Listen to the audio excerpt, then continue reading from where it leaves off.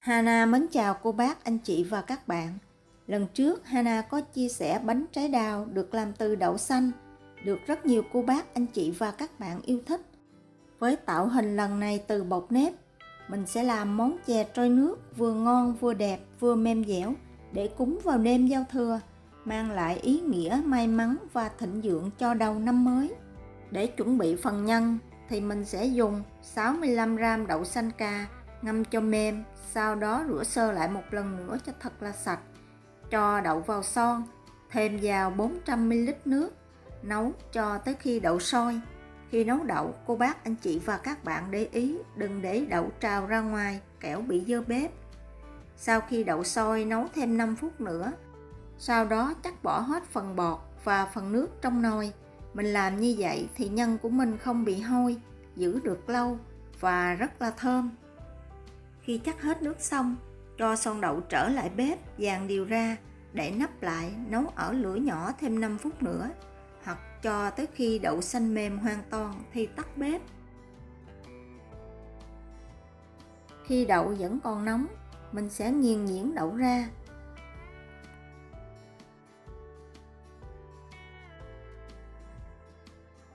Thêm vào 1/2 muỗng canh đương cát, một xíu muối và 4 muỗng canh nước cốt dừa. Đây là loại nước cốt dừa Hana thường xuyên sử dụng khi làm bánh hoặc nấu chè.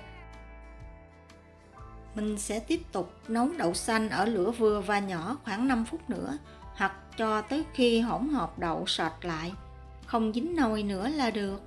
Nhân đậu, cô bác, anh chị và các bạn đừng nấu kỹ quá, kẻo nhân khô ăn không ngon. Sau khi nấu đậu xong, mình sẽ cho ra ngoài và để thật là nguội. Bây giờ mình sẽ đi chuẩn bị phần bột.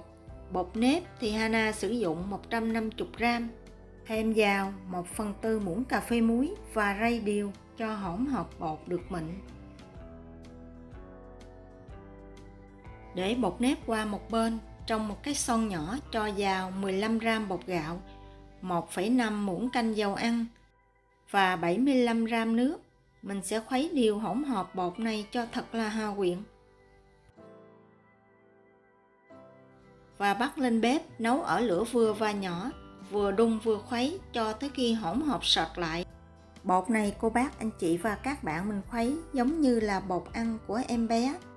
Khi bột vẫn còn nóng, cho hết phần bột này vào bột nếp, trộn đều lên. Mình sẽ dùng tay chà sát cho tới khi hỗn hợp bột tơi ra giống như vụn bánh mì là được. Mình làm như vậy thì phần hỗn hợp bột gạo trộn đều với bột nếp, giúp cho bột của mình mềm dẻo và ngon hơn. Sau khi trộn phần hỗn hợp bột gạo và bột nếp xong thì cho từ từ vào 75ml nước ấm, nhồi cho tới khi hỗn hợp bột thành một khối dẻo mịn. Phần này cô bác, anh chị và các bạn nhớ canh chỉnh tùy theo độ hút nước của bột. Hana sử dụng bột Thái. Nếu cô bác, anh chị và các bạn làm giống bột Hana thì phần nước bằng với phần nước của Hana đang sử dụng. Sau khi nhồi bột xong, mình sẽ bọc kín lại và ủ khoảng 15 phút cho bột nở. Tiếp theo, mình sẽ đi chia nhân. Mỗi viên nhân Hana chia khoảng 7g trên một viên là vừa. Cô bác, anh chị và các bạn nếu thích mình có thể làm to hơn một xíu cũng được. Sau đó cho phần bột và phần nhân nghỉ thêm 15 phút nữa. Trong khi chờ bột nghỉ, mình đi nấu phần nước đương. Nấu sôi 700ml nước. Khi nước sôi cho vào 100g đường cát, 20g gừng cắt sợi. Nấu cho tới khi đường tan hoàn toàn thì tắt bếp và để qua một bên. Bột sau khi để 15 phút, mình sẽ bắt đầu đi tạo hình. Trước tiên, mình sẽ pha màu cho bột. Với phần màu hồng nhạt thì Hana lấy ra khoảng 25g bột. Vì Hana không có màu hồng, mình sẽ sử dụng màu đỏ. Phần màu này cô bác, anh chị và các bạn mình nhớ pha, đừng để đậm quá, nhìn không đẹp. Mình pha lợt một xíu, một chút mình nấu lên, màu sẽ đậm hơn. Khi trộn bột với màu thì cô bác, anh chị và các bạn mình nhớ xe bột dài ra gấp lại. Mình làm như vậy khoảng 2-3 lần cho tới khi bột dẻo mịn. Việc làm này giúp cho một chút mình tạo hình bột không bị nứt và thành phẩm sẽ bóng đẹp hơn. Lúc nào mình cũng bỏ bột trong hộp kính để tránh gió vào làm bột bị khô. Tiếp theo, với màu hồng đậm thì Hana sử dụng khoảng 10 gram bột. Phần này một chút mình tạo những bông hoa để trang trí.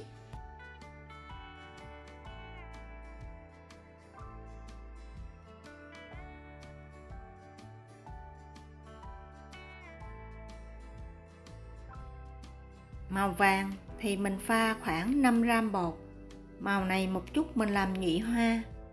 Mỗi trái đào gồm có 2 lá nên mình sẽ sử dụng 65 gram bột màu xanh. Bây giờ mình sẽ bắt đầu đi tạo hình. Phần màu trắng thì Hana dùng 10 gram bột màu trắng. Trước khi làm, cô bác, anh chị và các bạn cũng nhớ cuốn và gập bột. Sau đó vo tròn lại. Màu hồng nhạt thì mình sẽ sử dụng 2 gram. Sau đó vo tròn ấn dẹp, đặt lên trên bột màu trắng và dàn đều ra. Với mỗi viên nhân khoảng 7 gram thì mình sẽ dàn đều phần bột khoảng 5 cm và cho nhân vào, bọc kín lại.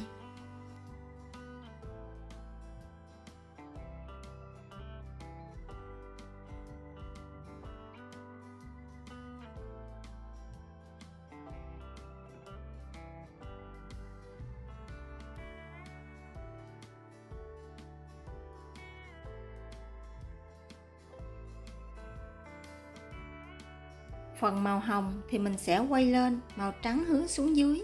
Cách tạo hình thì cô bác, anh chị và các bạn nhìn theo Hana sẽ dễ dàng hơn.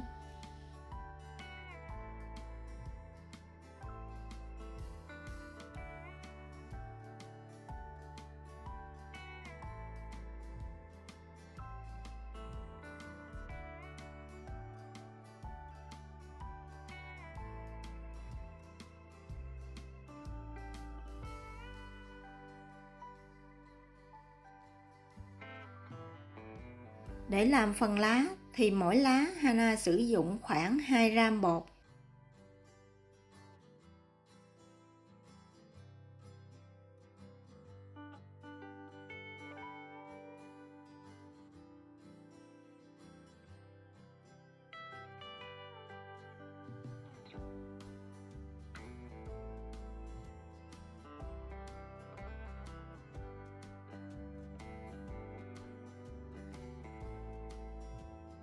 Trước khi gắn lá hoặc gắn hoa lên thì cô bác, anh chị và các bạn nhớ thoa một lớp mỏng nước.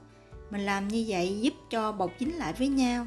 Nếu mình không thoa một chút, lá và hoa có thể bị rớt ra ngoài.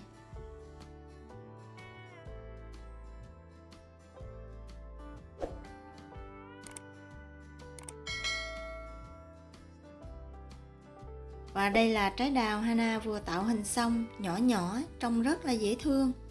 Phần hoa thì cô bác, anh chị và các bạn có thể làm hoặc là không làm cũng được.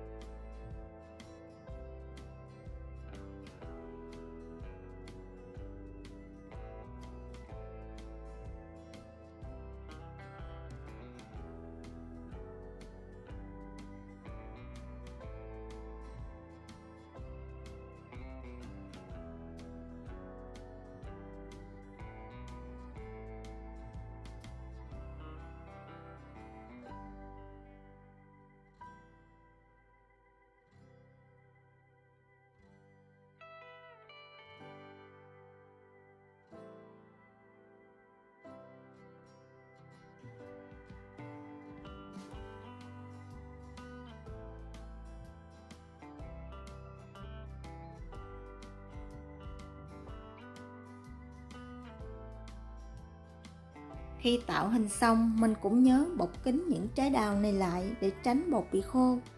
Trong lúc tạo hình, cô bác, anh chị và các bạn nhớ bắt sẵn một nồi nước sôi. Khi nước sôi, mình hạ lửa vừa lại và cho lần lượt từng trái đào vào. Để khoảng 1 phút cho bột sét lại. Sau đó đẩy nhẹ phần bột này lên để tránh bị xích ở đáy.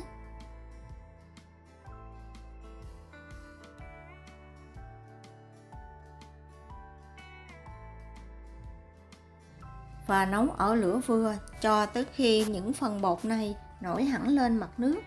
Thỉnh thoảng cô bác, anh chị và các bạn cũng nhớ đẩy nhẹ những trái đào này lên.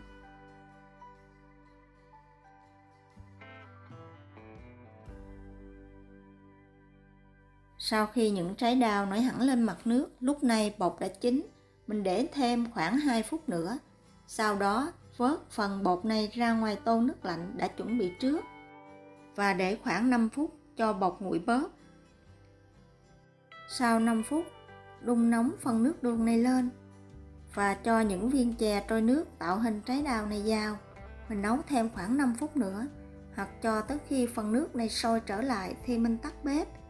Vậy là cô bác, anh chị và các bạn vừa cùng với Hana làm món chè trôi nước với tạo hình trái đào, vừa ngon vừa đẹp. Phần bột thì vô cùng mềm dẻo. Đây là món chè trôi nước cúng vào đêm giao thừa rất là thích hợp, mang ý nghĩa may mắn và hạnh phúc cho đầu năm mới.